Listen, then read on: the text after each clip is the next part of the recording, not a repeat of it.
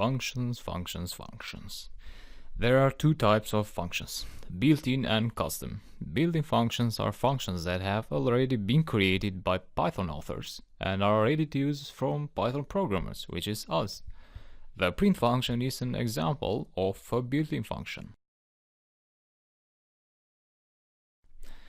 But in this lecture we're gonna talk about custom functions, and custom functions are super useful. I'll refer to custom functions as just functions from now on.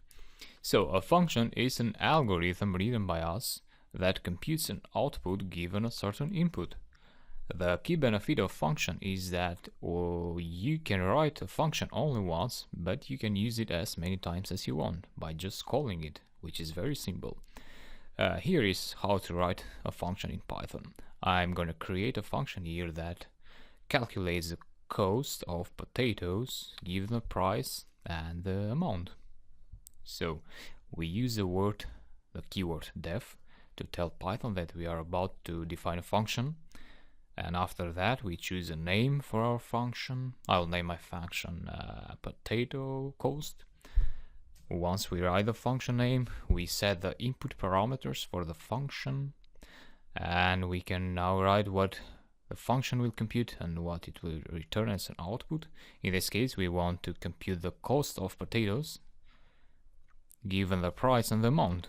So cost equals potato price times amount. And we also want, let's say, to print out the potato type.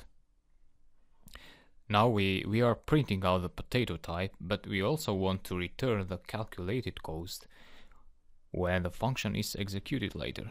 We can either do it using the print function, or we can use the return keyword. I'm using the return keyword here. And see now how easy it is to call the function once we have created it. So potato cost, and we write the values, which are called attributes now. Notice that we are inputting values for each of the parameters in the given order, and what we get is the printed potato type and the computed cost. You can now execute the function as many times as you want using different values. And the last thing to mention here is that we wrote our function in the IPython console. As I have told you before, this is a platform for testing. If we close the IPython console, we will lose our function definition and we'll not be able to call it anymore. So normally we want to store our function in a script for later use. In that case, we have to write it in a .py script. Once we do that, we can reuse the function in the future. So that was how to define and call a function.